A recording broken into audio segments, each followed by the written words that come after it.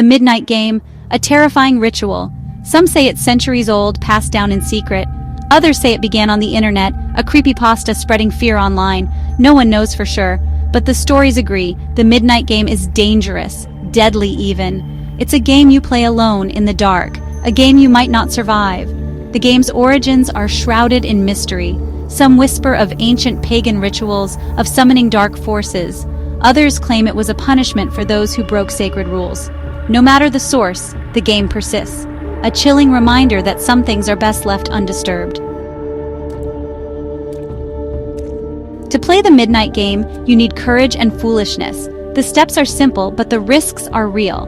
First, gather your materials. A candle, a piece of paper, a writing tool, a wooden door, and a drop of your own blood. Wait until midnight. Turn off all the lights. You must be surrounded by darkness. On the paper, write your full name. Prick your finger. Let a drop of blood fall onto the paper. Now, knock on the wooden door 22 times.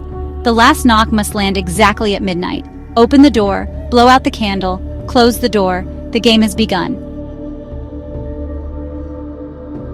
The Midnight Man is now hunting you. You have until 3:33 a.m. to survive. Keep the candle lit. If it goes out, relight it within 10 seconds. Never use a lighter, only matches. Move through your home. Never stay still for long.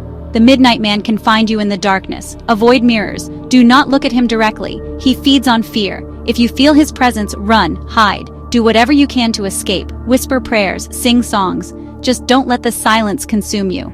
The Midnight Man is listening.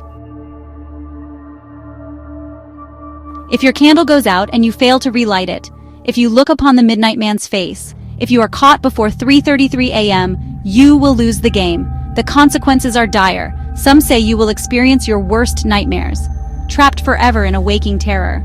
Others say the Midnight Man will claim your soul, dragging you to a dark and terrible place. There are whispers of other punishments, insanity, physical harm, even death. The stories vary, but the message is clear.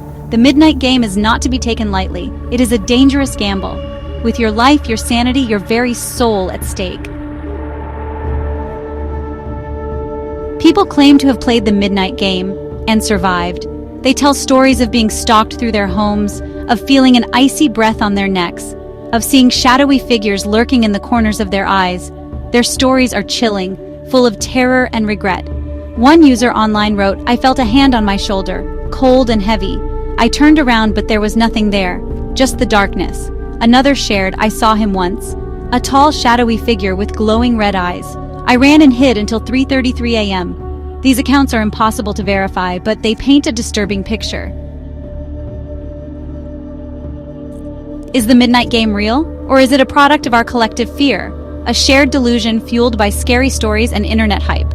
There is no evidence to prove its existence, no scientific basis for its claims, but the stories persist, whispered in hushed tones, shared online in dark corners of the internet. Perhaps the midnight game is nothing more than a game, a test of courage, a way to face our fears, or perhaps it is something more, something ancient and evil, something we should not be playing with. The answer, like the game itself, remains shrouded in darkness.